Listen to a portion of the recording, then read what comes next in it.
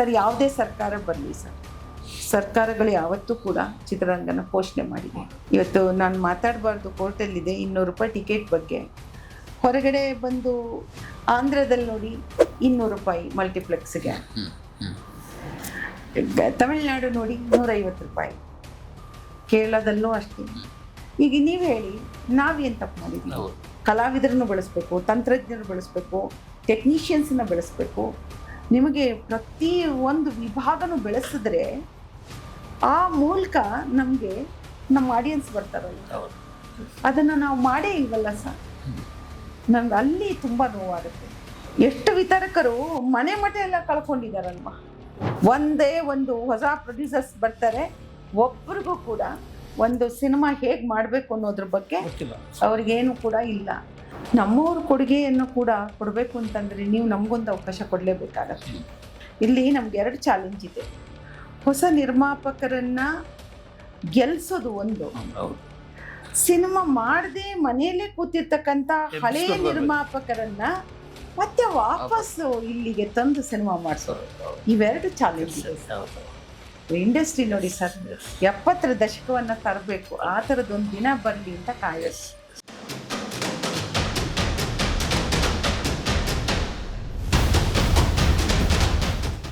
ಮಾನ್ಯ ಮುಖ್ಯಮಂತ್ರಿ ಉಪಮುಖ್ಯಮಂತ್ರಿ ಇಬ್ಬರಿಗೂ ಕೂಡ ಚಿತ್ರರಂಗವನ್ನು ಸರ್ ಯಾವುದೇ ಸರ್ಕಾರ ಬರಲಿ ಸರ್, ಸರ್ಕಾರಗಳು ಯಾವತ್ತೂ ಕೂಡ ಚಿತ್ರರಂಗನ ಪೋಷಣೆ ಮಾಡಿದೆ. ಆಯಿತಾ ಸರ್, ನಮಗೆ ಎಷ್ಟು ಚಿತ್ರಗಳ ಜೊತೆಯಲ್ಲಿ ನಾವು ಇಲ್ಲಿ ಕಾಂಪೀಟ್ ಮಾಡೋದು ನೀವು ಕೂಡ ನೋಡಿದ್ದೀರಾ. ಇವತ್ತು ನಾನು ಮಾತಾಡಬಾರ್ದು, ಕೋರ್ಟಲ್ಲಿದೆ 200 ರೂಪಾಯಿ ಟಿಕೆಟ್ ಬಗ್ಗೆ. ಹೊರಗಡೆ ಬಂದು ಆಂಧ್ರದಲ್ಲಿ ನೋಡಿ 200 ರೂಪಾಯಿ ಮಲ್ಟಿಪ್ಲೆಕ್ಸ್ಗೆ, ತಮಿಳ್ನಾಡು ನೋಡಿ 150 ರೂಪಾಯಿ, ಕೇರಳದಲ್ಲೂ ಅಷ್ಟೇ. ಈಗ ನೀವು ಹೇಳಿ, ನಾವೇನು ತಪ್ಪು ಮಾಡಿದ್ದೀವಿ? ಸೊ ಈ ಥರ ಅನೇಕ ವಿಚಾರಗಳು ನಮ್ಮೊಳಗೆ ಬಂದಿದೆ, ಉದ್ಭವ ಆಗಿದೆ. ಇವುಗಳನ್ನೆಲ್ಲ ಬಗೆಹರಿಸ್ಬೇಕು. ಇದನ್ನೆಲ್ಲ ಬಗೆಹರಿಸಿ ಇಂಡಸ್ಟ್ರಿಗೆ ಏನಂತಂದರೆ, ಮುಂದಿನ ದಿನಕ್ಕೆ ಉದ್ಯಮವನ್ನು, ಇಂಡಸ್ಟ್ರಿಯನ್ನು ಒಂದು ಸ್ವತಂತ್ರವಾಗಿ ಆಲೋಚನೆ ಮಾಡಲಿಕ್ಕೆ ಒಂದು ಗ್ರಾಫಿಕ್ ಪಾರ್ಕು, ಒಂದು ಚಿತ್ರನಗರ, ಒಂದಷ್ಟು ಸ್ಟುಡಿಯೋಗಳು, ಒಂದಷ್ಟು ಕಲಾವಿದರಿಗೆ ಇನ್ಸ್ಟಿಟ್ಯೂಟ್ ಬೇಕು ಸರ್. ಸರ್, ಈಗ ಮಕ್ಕಳುಗಳಿಗೆ ಇನ್ಸ್ಟಿಟ್ಯೂಟೇ ಇಲ್ಲಲ್ಲ ಸರ್.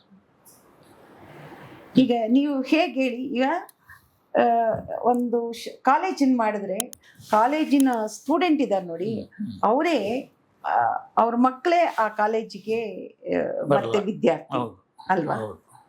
ನಮ್ಗೆ ಯಾರಿದ್ದಾರೆ ಸಿನಿಮಾಗೆ? ಇದನ್ನ ನೀವು ಒಂದು ಸಾಂಸ್ಕೃತಿಕವಾಗಿ ತಗೋಬೇಕು, ಆದರೆ ನೀವು ಶಾಸ್ತ್ರೀಯವಾಗೂ ತಗೋಬೇಕಾಗತ್ತೆ. ಇಲ್ಲಿ ನಮ್ಮ ಪ್ರಾಡಕ್ಟನ್ನು ನಾವು ಅವ್ರನ್ನ ಬೆಳೆಸ್ಬೇಕಲ್ವ. ಕಲಾವಿದರನ್ನು ಬೆಳೆಸ್ಬೇಕು, ತಂತ್ರಜ್ಞರು ಬೆಳೆಸ್ಬೇಕು, ಟೆಕ್ನಿಷಿಯನ್ಸನ್ನ ಬೆಳೆಸ್ಬೇಕು. ನಿಮಗೆ ಪ್ರತಿ ಒಂದು ವಿಭಾಗನೂ ಬೆಳೆಸಿದ್ರೆ ಆ ಮೂಲಕ ನಮಗೆ ನಮ್ಮ ಆಡಿಯನ್ಸ್ ಬರ್ತಾರಲ್ವ, ಅದನ್ನು ನಾವು ಮಾಡೇ ಇಲ್ವಲ್ಲ ಸರ್. ನಮ್ಗೆ ಅಲ್ಲಿ ತುಂಬ ನೋವಾಗುತ್ತೆ. ಆ ಕೆಲಸ ನಮ್ಮಲ್ಲಿ ಇಂಡಸ್ಟ್ರಿನಲ್ಲಿ ನಡಿಬೇಕಾಗಿದೆ. ಮಾನ್ಯ ಮುಖ್ಯಮಂತ್ರಿಯವ್ರಿಗೂ ಕೂಡ ಮೊನ್ನೆನೂ ಹೋಗಿದ್ವಿ, ಉಪಮುಖ್ಯಮಂತ್ರಿಯವ್ರಿಗೆ ಹೇಳಿದ್ವಿ, ದಯವಿಟ್ಟು ಒಂದು ಕಲ್ಲು ಹಾಕಿಸಿ, ಅದನ್ನು ಮಾಡಿಕೊಡಿ. ನಮಗೆ ಅನೇಕ ವಿಚಾರಗಳಿದೆ ಸಿನಿಮಾ ರಂಗಕ್ಕೆ ಸಂಬಂಧಪಟ್ಟಂತೆ. ಸಬ್ಸಿಡಿಯನ್ನು ಈಗ ತಕ್ಷಣದಲ್ಲಿ ತೆಗೀಲಿಕ್ಕೆ ಸಾಧ್ಯವಿಲ್ಲ. ನಮ್ಮನ್ನ ಇಂಡಸ್ಟ್ರಿ ಅಂತ ಕನ್ಸಿಡರ್ ಮಾಡಬೇಕು ಅಂತ ಹೇಳ್ತಾರೆ. ಇಂಡಸ್ಟ್ರಿ ಅಂತ ಕನ್ಸಿಡರ್ ಮಾಡೋದಕ್ಕೆ ಇಂಡಸ್ಟ್ರಿ ಯಾರಿಗೆ ಬೇಕಾಗತ್ತೆ ಸರ್? ನಿಮ್ಮ ಹತ್ರ ಜಾಗ ಇದ್ದರೆ, ಈಗ ಥಿಯೇಟರ್ನವ್ರಿಗೆ ಇಂಡಸ್ಟ್ರಿ ಅಂತ ಕನ್ಸಿಡರ್ ಮಾಡಬೇಕಾಗತ್ತೆ. ಯಾಕೆಂದರೆ ಅವರು ಇನ್ವೆಸ್ಟ್ ಮಾಡಿದ್ದಾರೆ. ಎರಡನೇದಾಗಿ ಅಲ್ಲಿ ಅವರಿಗೆ ನೀರಿಂದು ಟ್ಯಾಕ್ಸು, ಆಮೇಲೆ ಎಲೆಕ್ಟ್ರಿಕ್ಕು, ಇದೆಲ್ಲವೂ ಕೂಡ ಅವರಿಗೆ ಅವರಿಗೊಂದು ಅನುಕೂಲ ಸಿಕ್ಕುತ್ತೆ, ಸಹಾಯಧನ ಸಿಕ್ಕುತ್ತೆ ಯಾವುದಾದ್ರೂ ರೀತಿಯಲ್ಲಿ. ನಮಗೇನು ಸಿಕ್ಕುತ್ತೆ? ಸಾಲದ ವ್ಯವಸ್ಥೆ ಬೇಕು. ಸಾಲ ಯಾವಾಗ ಕೊಡ್ತೀರಾ? ಪ್ರಾಪರ್ಟಿ ಇದ್ದರೆ ಕೊಡ್ತೀರಾ? ನಮ್ಮ ನಿರ್ಮಾಪಕರಿಗೆ ಯಾವ ಪ್ರಾಪರ್ಟಿ ಇದೆ? ನಮ್ಮ ವಿತರಕರಿಗೆ ಯಾವ ಪ್ರಾಪರ್ಟಿ ಇದೆ ಹೇಳಿ? ಹಾಗಂತ ಅವರು ಇಂಡಸ್ಟ್ರಿನ ಇಲ್ಲಿವರೆಗೂ ಬೆಳೆಸಿದ್ದಾರೆ. ಎಷ್ಟು ವಿತರಕರು ಮನೆ ಮಠ ಎಲ್ಲ ಕಳ್ಕೊಂಡಿದ್ದಾರಲ್ವಾ. ಇಲ್ಲಿ ಆ ಟ್ಯಾಕ್ಸ್ಗಳೆಲ್ಲ ನೀವು ತಗೊಂಡಿದ್ದೀರಲ್ಲ, ಅದರ್ ಲ್ಯಾಂಗ್ವೇಜ್ ಅಂತೀವಿ, ಅದರ್ ಲ್ಯಾಂಗ್ವೇಜ್ ತಂದು ನಮ್ಮ ಭಾಷೆಗೆ ನಾವು ಸಪ್ರೆಸ್ ಮಾಡ್ತಲ್ವಾ, ನಾವು ಅದು ತ್ಯಾಗನೇ ತಾನೇ ನಮ್ಮದು. ಪ್ಯಾನ್ ಇಂಡಿಯಾದ ಮೂಲಕ ನೀವು ಮಾಡಿ, ನಾವು ಬೇಡ ಅಂತ ಹೇಳಲ್ಲ. ಆದರೆ ನಮ್ಗೆ ಆ ಥರ ಆಗಬೇಕು, ನಮ್ಮ ಇಂಡಸ್ಟ್ರಿನೂ ಬೆಳಿಬೇಕು. ಆದರೆ ಬೆಳಿಬೇಕು ಅಂತಂದರೆ ನಮ್ಮವ್ರಿಗೆ ಯಾರಿಗೂ ಕೂಡ ಒಂದು ನೆಲೆ ಇಲ್ಲ. ಪ್ರೊಡ್ಯೂಸರು ಒಂದು ಸಿನಿಮಾ ಮಾಡ್ಬೇಕಾದ್ರೆ ಎಲ್ಲವನ್ನೂ ಕಳ್ಕೊತಾನೆ. ಆ ಕಳ್ಕೊಳ್ಳೋದು ಎಲ್ಲಿಂದ ಸರ್? 10, 15, 20, 26 ಸಿನಿಮಾಗಳ ಜೊತೆ ಪೈಪೋಟಿ ಮಾಡ್ತಾನೆ. ಒಂದೇ ಒಂದು ಹೊಸ ಪ್ರೊಡ್ಯೂಸರ್ಸ್ ಬರ್ತಾರೆ, ಒಬ್ರಿಗೂ ಕೂಡ ಒಂದು ಸಿನಿಮಾ ಹೇಗೆ ಮಾಡಬೇಕು ಅನ್ನೋದ್ರ ಬಗ್ಗೆ ಅವ್ರಿಗೇನು ಕೂಡ ಇಲ್ಲ. ಈಗ ಒಂದು ಸಿನಿಮಾ ಮಾಡಬೇಕು ಅಂತಂದರೆ ನಿಮಗೆ ಬೇರೆ ದೇಶಗಳಲ್ಲಿ ನೋಡಿ ಎಷ್ಟು ಯೂನಿವರ್ಸಿಟಿಗಳಿದೆ, ಎಷ್ಟು ಯೂನಿವರ್ಸಿಟಿಲಿ ಎಷ್ಟು ನಿಮಗೆ ಮಕ್ಕಳುಗಳು ಸ್ಟೂಡೆಂಟು ಸಿನಿಮಾ ಕಲಿತಿದ್ದಾರೆ. ಮೊದಲು ಆ ಕೆಲಸ ಆಗಬೇಕಾಗಿದೆ ಸರ್. ಶಿಕ್ಷಣದೊಳಗೆ ಸಿನಿಮಾ ಬರಬೇಕು, ಸಿನಿಮಾದೊಳಗೆ ಶಿಕ್ಷಣ ಬರಬೇಕು. ಸಿನಿಮಾ ಮತ್ತು ಶಿಕ್ಷಣ ಇವೆರಡೂ ಒಟ್ಟೊಟ್ಟಿಗೆ ಬಂದರೆ ಕಲ್ತು ಬಂದವರು ನಿಮಗೆ ಒಳ್ಳೆಯ ಪ್ರಾಡಕ್ಟ್ಗಳನ್ನು ಕೊಡ್ತಾರೆ, ತಿಳುವಳಿಕೆ ಇರುತ್ತೆ. ಇನ್ವೆಸ್ಟ್ಮೆಂಟ್ ಅಂದರೆ ಏನು? ಸರ್ಕಾರಕ್ಕೆ ನಾವು ಯಾರೂ ಕೂಡ ಇವತ್ತು ಬದಲಾಗಿದೆ, GST ಕಟ್ಟಬೇಕು, ಓಕೆ. ಆ ಥರ ಶಾಸ್ತ್ರೀಯವಾಗಿ ಏನಾದರೂ ಕಟ್ಟಬೇಕು ಅಂತಂದರೆ ಹೇಗೆ ಸಿನಿಮಾ ಮಾಡಬೇಕು, ಬಜೆಟ್ ಹೆಂಗೆ ಹಾಕಬೇಕು, ಒಂದು ಸ್ಟೋರಿ ಬೋರ್ಡೇ ನಮ್ಮಲ್ಲಿ ಮಾಡೋಕ್ಕಾಗೋದಿಲ್ಲ. ಬೇರೆ ಪ್ರಪಂಚದಲ್ಲಿ ಬೇರೆ ಬೇರೆ ಥರದಲ್ಲಿ, ಯಾಕೆಂದರೆ ಅಲ್ಲಿ ಆ ಥರ ಕಳಿಸಿದ್ದಾರೆ. ನಮಗೂ ಆ ಥರದೊಂದು ವ್ಯವಸ್ಥೆ ಮಾಡಿಕೊಡಿ. ನಾವು ಇನ್ನೇನು ಕೇಳ್ತೀವಿ? ಅವ್ರಿಗೆ ಇದೆಲ್ಲ ಅರ್ಥ ಆಗುತ್ತಾ? ಅರ್ಥ ಮಾಡಿಸಿದ್ದೀರಿ, ಮಾಡಿಸುವ ಪ್ರಯತ್ನ ಪಟ್ಟಿದ್ದೀರಿ. ಖಂಡಿತ ಸರ್, ಅರ್ಥ ಆಗತ್ತೆ. ಆದರೆ ಗೊತ್ತಿಲ್ಲ ಸರ್, ಯಾಕೆಂದರೆ ನಮ್ಮಲ್ಲಿ ಅವರು ಕೇಳ್ತಾರೆ ನಿಮ್ಮವರು ಕೂಡ ನಿಮ್ಮವ್ರದ್ದು ಕೊಡುಗೆ ಏನು ಅಂತ.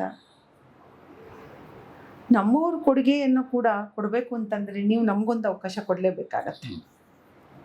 ನೀವು ಈ ರೀತಿ 100ನೇ ವರ್ಷಕ್ಕೆ ಬರೋಷ್ಟೊತ್ತಿಗೆ ನೀವು ಇದಿಷ್ಟು ಮಾಡಿ ಖಂಡಿತವಾಗ್ಲೂ ನಮ್ಮ ಕೊಡುಗೆನ ನೀವು 100% ನೋಡ್ತೀರಾ. ಯಾರಿರ್ತಾರೋ ಯಾರಿರಲ್ವೋ, ಬಟ್ ಮಾತ್ರ ಖಂಡಿತ ನಮ್ಮ ಆಶೆ ಅಂತೂ ಇರುತ್ತೆ. ನಾನಂತೂ ಹೇಳ್ತೀನಿ, ನನಗೆ ಅಷ್ಟು ನನಗೆ ಪ್ರೀತಿ ಇದೆ ಸರ್ ನನ್ನ ಉದ್ಯಮದ ಬಗ್ಗೆ.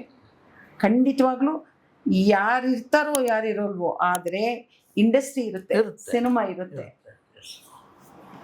ಖಂಡಿತವಾಗ್ಲೂ ಈ ಸಲ ಮಾನ್ಯ ಮುಖ್ಯಮಂತ್ರಿಯವರು ಉಪಮುಖ್ಯಮಂತ್ರಿಯವರು ಸಹಾಯ ಮಾಡ್ತಾರೆ ಸರ್. ನನಗೆ ಖಂಡಿತ ಹೇಳಿದ್ದಾರೆ, ಮಾಡಿಕೊಡ್ತೀನಿ ಅಂತ ಹೇಳಿದ್ದಾರೆ. ಅವರೆಲ್ಲ ದೊಡ್ಡವರು ಸರ್, ದೊಡ್ಡತನವನ್ನು ತೋರಿಸ್ತಾರೆ ಅಂತ ಆ ನಂಬಿಕೆನೇ ನಾವಿವತ್ತಿಲ್ಲಿ ಕೂತ್ಕೊಂಡಿದ್ದೀವಿ. ಒಂದು ಒಳ್ಳೆ ಸಿನಿಮಾ ಮಾಡಬೇಕು ಅಂತ ಒಂದು ಯೋಚನೆ ಬಂದಿದೆ ಸರ್, ತುಂಬಾ ಬಂದಿದೆ ಸರ್. ಈ ಚೇರಿಂದ ನಾನು ಆ ಕಡೆ ಬಂದಾಗ ಮುಗಿಸ್ಕೊಂಡ್ಮೇಲೆ ಹಬ್ಬಕ್ಕ ಮಾಡ್ತೀನಿ ಸರ್. ಹಬ್ಬಕ್ಕ ಎಂತ ಸಬ್ಜೆಕ್ಟ್? ಹೌದು ಸರ್, ರಾಣಿ ಹಬ್ಬಕ್ಕ ಈಗಾಗ್ಲೇನೆ ಸ್ಕ್ರಿಪ್ಟ್ ಎಲ್ಲ ಒಂದು ರೀತಿಯಲ್ಲಿ ಹಂತದಲ್ಲಿ ಆಗಿದೆ. ಅದು ರಾಣಿ ಹಬ್ಬಕ್ಕ 100% ಸರ್ ಮಾಡ್ಲೇಬೇಕು. ನನ್ನ ಕನಸಿಂದು ಪಿಕ್ಚರ್. ಪಾತ್ರಕ್ಕೆ ಅನೇಕರು ಇದ್ದಾರೆ. ಯಾಕೆಂದ್ರೆ ಹಬ್ಬಕ್ಕ ಪ್ರಾರಂಭ ಆಗೋದು 40 ವರ್ಷಕ್ಕೇನೆ ಅವಳ ಪಟ್ಟಕ್ಕೆ ಬರೋದು. ಅವಳ ಹಬ್ಬ ಅಕ್ಕ ಒಂದು. ಇನ್ನು ಯಾಕೆಂದ್ರೆ 2 ಹಬ್ಬಕ್ಕಂದ್ರೆ ಬರ್ತಾರೆ, ಅದ್ರಲ್ಲಿ ತಾಯಿ ಮತ್ತೆ ಮಗಳು. ಸೊ ಅದ್ರ ಬಗ್ಗೆ ಇನ್ನು ಮುಂದಿನ ದಿನಗಳಲ್ಲಿ ಹೇಳ್ತೀನಿ. ಆದ್ರೆ ಹಬ್ಬಕ್ಕ ಮಾಡ್ತೀವಿ, ಹಬ್ಬಕ್ಕ ಮಾಡಬೇಕು ಸರ್, ಕನಸದು. ಜಯಮಾಲ ಮಾಡಿದ್ರೆ ಇನ್ನೂ ಅದ್ಭುತ ಮಾಡ್ತೀವಿ ಸರ್ ಅಲ್ವಾ? 100% ಸರ್. ರಾಣಿ ಹಬ್ಬಕ್ಕ ನಾನು ಸಾಯುವ ಮೊದಲು ರಾಣಿ ಹಬ್ಬಕ್ಕ ಮಾಡಿಯೇ ಹೋಗೋದು, ಅದಂತೂ ಸತ್ಯ. ನನಗೆ ತುಂಬ ಇಷ್ಟವಾದಂಥ ಸಿನಿಮಾ ಸರ್. ಅದೊಂಥರ ಇಲ್ಲೇ ಸ್ಮೃತಿಯಲ್ಲಿ ಮತ್ತು ಒಂಥರ ಬ್ಲಡ್ಡಲ್ಲಿ ಇದ್ದಂಗೆ ಅನ್ಸ್ಬಿಡುತ್ತೆ. ಹೌದು, ಇಮ್ಯೂನ್ ಆಗ್ಬಿಟ್ಟಿದೆ, ಅದು ಮಾಡಲೇಬೇಕು. ಸೊ ರಾಣಿ ಹಬ್ಬಕ್ಕ ಖಂಡಿತ ಮಾಡ್ತಾರೆ ಮಾಡಿ. ಇನ್ನು ದೊಡ್ಡ ಹೆಸರು, ಅದರಿಂದ ಈಗಲೇ ದೊಡ್ಡ ಹೆಸರು ಜಯಮಾಲ ಅಂದರೆ. ಜಯಮಾಲೆಯನ್ನು ಧರಿಸಿದವರು ಜಯಮಾಲ ಅಂತ ನಾನು ಆಗಾಗ ಬರಿತಾ ಇರ್ತೇನೆ. ಸೊ ರಾಣಿ ಹಬ್ಬಕ್ಕ ನಿಮ್ಮ ಒಂದು ದೊಡ್ಡ ಕನಸು. ಹಾಂ ಸರ್. ಯಾಕೆಂದರೆ ಈಗಿನ ಟೆಕ್ನಾಲಜಿಯನ್ನು ಬಳಸ್ಕೊಂಡು ಮಾಡಿದ್ರೆ ತುಂಬ ಒಳ್ಳೆಯ ಸಿನಿಮಾ ಆಗುತ್ತೆ. ತುಂಬಾ ಒಳ್ಳೆ ಸಿನಿಮಾ. ನಾನು ಮಾಡ್ತೇನೆ ಅಂತ ಯಾರು ಮುಂದೆ ಬಂದಿಲ್ಲ, ನೀವು ಆ್ಯಕ್ಟ್ ಮಾಡಿ ನಾನು ಪ್ರೊಡ್ಯೂಸ್ ಮಾಡ್ತೀನಿ ಅಂತ.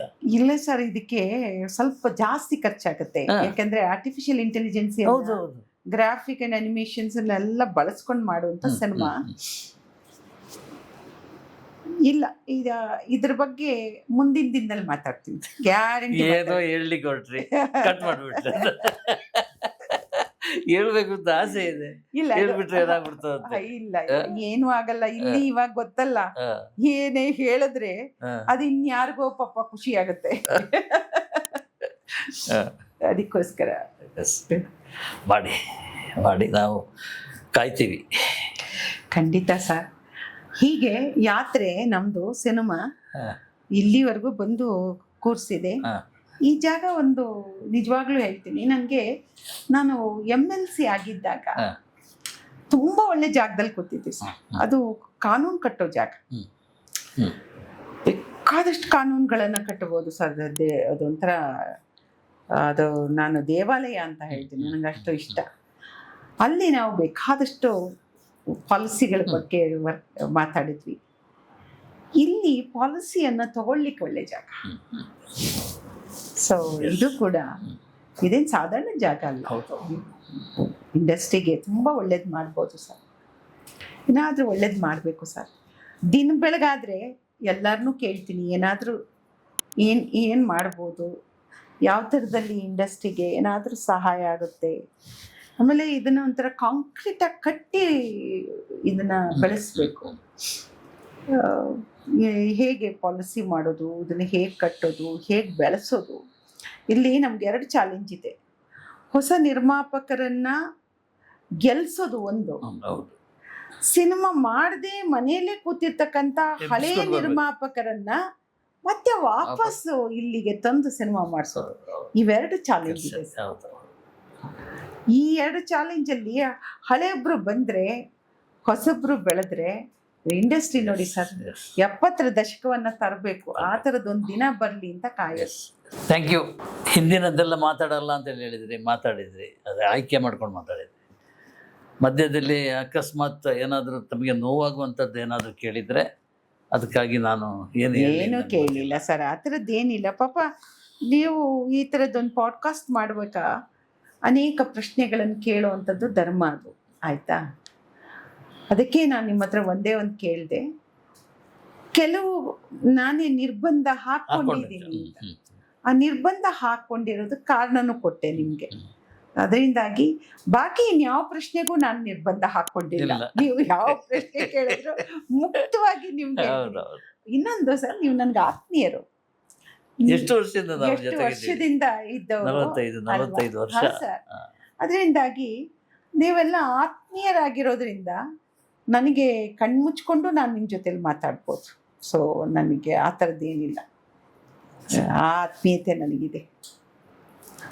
ನನ್ನ ಒಂದು ವೈಯಕ್ತಿಕವಾದ ಒಂದು ಘಟನೆಯನ್ನು ಹೇಳಿಬಿಡ್ತೀನಿ. ನನಗೆ ಅದು ರಾಜ್ಕುಮಾರ್ ಅದು ಹೇಳಿದಾಗ ಹಳೆಯ ಇದನ್ನೆಲ್ಲ ಬೆಣ್ಣೆ ಕದ್ದಿದ್ದು ಅದೆಲ್ಲ, ನಾನು ದುಡ್ಡು ಕದೀತಾ ಇದ್ದೆ ಚಿಕ್ಕನ್ನಲ್ಲಿ, ಪುಟ್ಟನಾಗಿ. ಚಿಕ್ಕಪ್ಪನ ಜೇಬಿಗೆ ಕೈ ಹಾಕಿ ದುಡ್ಡು ಕದಿಯೋದು, ಅದೆಲ್ಲೋ ಸಂಗ್ರಹ ಮಾಡೋದು. ಅದನ್ನು ತಗೊಂಡೋಗಿ ಸ್ಕೂಲಲ್ಲಿ ಈ ಗೊಂಡೆ ಸುರಿಸ್ಕೊಂಡು ಹರಕಲ್ ಚಿಜ್ಜೆ ಹಾಕೊಂಡು ಬರ್ತಾ ಇದ್ದಾರೆ, ಅವ್ರಿಗೆ ಕುರುಕುಲ್ ತಿಂಡಿ ಕೊಡಿಸ್ತಾ ಇದ್ದಾರೆ. ನನಗೆ ಹಾಗೆ ಅಲ್ಲ, ಅದು ನನಗೆ ಗೊತ್ತಿಲ್ಲದೆ ನಡೆದಿರೋದು. ನಾನು ಇಲ್ಲಿ ಬಂದ ಮೇಲೆ ಅದು ದುಡ್ಡು ನನ್ನದಲ್ಲ, ಅಲ್ಲಿ ನಾನು ಕದ್ದಿದ್ದು ಯಾರ್ದೋ ದುಡ್ಡು. ಇಲ್ಲಿ ಬಂದ ಮೇಲೆ ಜರ್ನಲಿಸಮ್ ಆಯ್ಕೆ ಮಾಡ್ಕೊಂಡ್ಮೇಲೆ ಈ ಕೆಲವು ಅಸಹಾಯಕ ಕಲಾವಿದರನ್ನೆಲ್ಲ ನೋಡ್ತಾ ಅವ್ರಿಗೆ ಏನಾದರೂ ಸಹಾಯ ಮಾಡಬೇಕು ಅಂತ ಇದ್ದವ್ರ ಹತ್ರ ಕೇಳ್ತಾ ಇದ್ದೆ. ನನ್ನ ಗೆಳೆಯರ ಹತ್ರ, ಒಬ್ಬ ಪ್ರೊಡ್ಯೂಸರ್ ಹತ್ರ ಕೇಳ್ತಾ ಇದ್ದೆ, ಒಬ್ಬ ಡಿಸ್ಟ್ರಿಬ್ಯೂಟರ್ ಹತ್ರ ಕೇಳ್ತಾ ಇದ್ದೆ, ನಟರ ಹತ್ರ ಕೇಳ್ತಾ ಇದ್ದೆ. ಅವ್ರಿಗೆ ಏನಾದ್ರು ಸಹಾಯ ಮಾಡಿ, ನಾನು ಶೂಟಿಂಗಿಗೆ ಹೋಗ್ತಾ ಇದ್ದೇನೆ, ಇಂಟರ್ವ್ಯೂಗೆ ಹೋಗ್ತಾ ಇದ್ದೇನೆ, ಅವ್ರಿಗೇನೋ ಸಹಾಯ ಮಾಡಲಿಕ್ಕೆ ಸಾಧ್ಯನಾ ಅಂತ. ಖಂಡಿತ ಮಾಡಿ ಅನ್ನ, ಎಷ್ಟು ಬೇಕು ಅಂತ ಕೇಳ್ತಾರೆ. ನಾನು 10,000, ಇಲ್ಲ ನಾನು 25,000 ಕೊಡ್ತೇನೆ. ಈ ಥರ ಇಂಡಸ್ಟ್ರಿ ನನಗೆ ಸಹಾಯ ಮಾಡಿದ್ದೆ. ಅದು ಬೇಸಿಕ್ಕಾಗಿ ನನಗೆ ಅಲ್ಲೇ ಇತ್ತದು. ದುಡ್ಡು ಕದ್ದಿದ್ದು, ಇಲ್ಲಿ ದುಡ್ಡು ಎತ್ತಿದ್ದು, ಎರಡು ಒಂದು ಒಂದು ಜೀವನ ಸೃಷ್ಟಿ ಮಾಡಲಿಕ್ಕೆ ನನಗೆ ಸಂತೃಪ್ತ. ಇದು ಕಥೆಯಲ್ಲಿ ಒಂದು ರಾಜ್ಕುಮಾರ್ ಅವರು ಈಗ ಹೇಳ್ತಾ ತಂದೆ ಬಗ್ಗೆ ಒಂದು ಹೇಳ್ತಾರೆ. ರಾಜ್ಕುಮಾರ್ ಅವ್ರ ತಂದೆ ಜೇಬಿಂದ ಅವರೊಬ್ಬ ಸ್ನೇಹಿತರು ಇದ್ರಂತೆ, ಯಾವಾಗ್ಲೂ ದುಡ್ಡು ಎತ್ತವ್ರಂತೆ. ಇವ್ರಿಗೆ ಗೊತ್ತಾಗದಂತೆ. ಆದ್ರೆ ಏನ್ ಮಾಡಕ್ಕಾಗಲ್ಲ, ಸ್ನೇಹಿತರು ಯಾವಾಗ್ಲೂ ಎಷ್ಟೋ ವರ್ಷ ಎತ್ತಿದ್ದಾರೆ. ಕೊನೆಗೆ ಅವ್ರಿಗೂ ಒಂದು ಊರಿಂದ ಅವರು ವಾಪಸ್ ಹೊರಗಡೆ ಆ ಊರೇ ಬಿಟ್ಟು ಹೋಗುವಂತ ಸ್ಥಿತಿ. ಆತ ಬಂದು 9 ಪವನು ಚಿನ್ನ, ಅರ್ಥ ಆಯ್ತಾ, 9 ಪವನ್ ಚಿನ್ನನ ತಂದು ಅವ್ರು ಹೋಗುವಾಗ ಇದು ತಗೋಪ್ಪ ಅಂತ ಹಿಂಗ್ ಕೊಡ್ತಾರೆ. ಇದು ಎಲ್ಲಿಂದ ಬಂದಯ್ಯೋ ನಿಂಗೆ ಅಂತ ನಿಂದೆ ದುಡ್ಡು ಕದ್ದು ಕದ್ದು ನಾನು ನಿಂಗೆ ಗೊತ್ತೇ ಆಗ್ತಿರ್ಲಿಲ್ಲ, ನೀನ್ ಹೇಳ್ಕೊಳ್ಳು ಇಲ್ಲ ನನಗೆ. ನೋಡು, ನಾನು 9 ಪವನ್ ಚಿನ್ನ ತಗೊಂಡಿದ್ದೀನಿ, ಇದನ್ನ ನೀನು ಊರ್ ಬಿಟ್ಟು ಹೋಗ್ತಿದ್ಯಾ, ನೀನು ಇದನ್ನೇನಾದ್ರೂ ನಿಂಗೆ ಅಲ್ಲಿ ಬಾಡಿಗೆಗೆ ಅದಕ್ಕೆ ಇದಕ್ಕೆ ಖರ್ಚಿಗೆ ಸಹಾಯ ಆಗುತ್ತೆ, ಇದನ್ನ ಇಟ್ಕೊ ಅಂತಾರೆ. ಆವಾಗ ರಾಜ್ಕುಮಾರ್ ಅವ್ರ ತಂದೆಗೆ ಕಣ್ಣಲ್ಲಿ ನೀರು ಬರುತ್ತೆ. ಎಂತ ಸ್ನೇಹಿತರಿದ್ದಾರೆ ನೋಡಿ. ಇವತ್ತೆಲ್ಲಿದ್ದಾರೆ ಸರ್ ಆ ಥರ ಸ್ನೇಹಿತರು? ಸಿಕ್ಕಿದ್ದು ಸಾಕು ದೋಚ್ಕೊಂಡು ಹೋಗೋರು. ಹೇಳಿ ಸರ್, ಅದನ್ನ ತಗೊಂಡು ಅವ್ರ ಚಿನ್ನ ತಗೊಂಡಿಟ್ಟಿದ್ರಲ್ಲ, ಹೇಳಿ ಸರ್, ಅದನ್ನ ನಂಗೆ ಈಗ ನೀವು ಹೇಳುವಾಗ ಅದು ಕನೆಕ್ಟ್ ಆಯ್ತು, ಓದಿದ್ದು. ಆಯ್ತಾ, ಇದು ಮಕ್ಕಳಲ್ಲಿ ಈ ತರದ್ದೆಲ್ಲ ನಾವು ಪುಂಡಾಟ, ಹುಡುಗಾಟ, ತುಂಟಾಟ ಎಲ್ಲ ಮಾಡಿದೀವಿ ಸರ್. ಎಲ್ಲರೂ ಮಾಡಿರ್ತಾರೆ, ಅಂದ್ರೆ ಬೇರೆ ಬೇರೆ ಫಾರ್ಮೆಟ್ ಅಲ್ಲಿ ಮಾಡಿರ್ತಾರೆ ಅಷ್ಟೇ. ಬಟ್ ಅದೆಲ್ಲವ ಏನ್ ಗೊತ್ತಾ ಸರ್, ಅದನ್ನ ದೊಡ್ಡವರಾದ್ಮೇಲೆ ತಿದ್ಕೊಳ್ಳೋದಿದೆ ಅಲ್ಲ, ಅದೇ ಜೀವನ. ಇವಾಗ ಖುಷಿ ಆಗಲ್ವಾ ನಮ್ಗೆ? ಎಸ್, ತುಂಬ ಖುಷಿ. ನಿಮ್ಮ ಹತ್ರ ಮಾತಾಡಿದಂತೂ ಇಲ್ಲ, ನಾನು ಇಂಥೊಂದು ಸಂದರ್ಶನ ಅಂತ ಮಾಡಿದ್ದೇ ಇಲ್ಲ. ಹೀಗೆಲ್ಲ ಸಿಕ್ಕಿದಾಗ ಮಾತಾಡ್ಕೊಳ್ಳೋದು ಅಷ್ಟೇ ಹೊರತಾಗಿ ಎದುರು ಕೂತ್ಕೊಂಡು ಪ್ರಶ್ನೆ ಕೇಳೋದು ಈಗಲೂ ಅಷ್ಟೇ ಒಂದು ಸಂದರ್ಶನದ ರೂಪ ನನಗೆ ಅನ್ಸಲ್ಲ. ತುಂಬ ಆತ್ಮೀಯವಾಗಿ ಇಬ್ಬರು ಮಾತಾಡಿದ್ದೀವಿ ಅಂತ ಅನ್ಸೋದು. ನನಗೆ ಮಾತಾಡಿದ್ದು ಸಾಲಿಲ್ಲ ಅಂತ ಅನ್ನಿಸ್ತು, ಅಷ್ಟು ಇದೆ. ಮಾತಾಡ್ತಾ ಇದ್ರೆ ಎಷ್ಟು ಬೇಕಾದ್ರೂ ಇದೆ ಸರ್. ಬಾಯಿ ನೋಯ್ತಾ ಬಂತಲ್ಲ, ಅವಾಗ ಗೊತ್ತಾಯ್ತು ಕಟ್ಟನ್ನವ್ರು ಯಾರಿಲ್ವಲ್ಲ ಅಂತ. ತುಂಬಾ ಸಂತೋಷ ಆಯ್ತು ಸರ್. ನಿಮ್ಮ ಕೆಲಸ ಮುಂದುವರಿಸಿ, ಅಲ್ಲಿ ಖಜಾಂಚಿಗಳು ಕಾಯ್ತಾ ಇದ್ದಾರೆ. Thank you so much. Thank you sir. ನಮಸ್ತೆ ಸರ್. ಮತ್ತೊಮ್ಮೆ ಭೇಟಿಯಾಗೋಣ ಖಂಡಿತ. ಇನ್ನೊಂದ್ಸಲ ಇನ್ನೊಂದು ಸಲ ಬಾಯಿ ನೋಯುವಷ್ಟು ಮಾತಾಡೋಂಗೆ ಭೇಟಿಯಾಗೋಣ. ಹಬ್ಬಕ್ಕೆ ಬಂದಾಗ. ಹಬ್ಬಕ್ಕೆ ಥ್ಯಾಂಕ್ ಯು ಸರ್. ನಮಸ್ತೆ ಸರ್.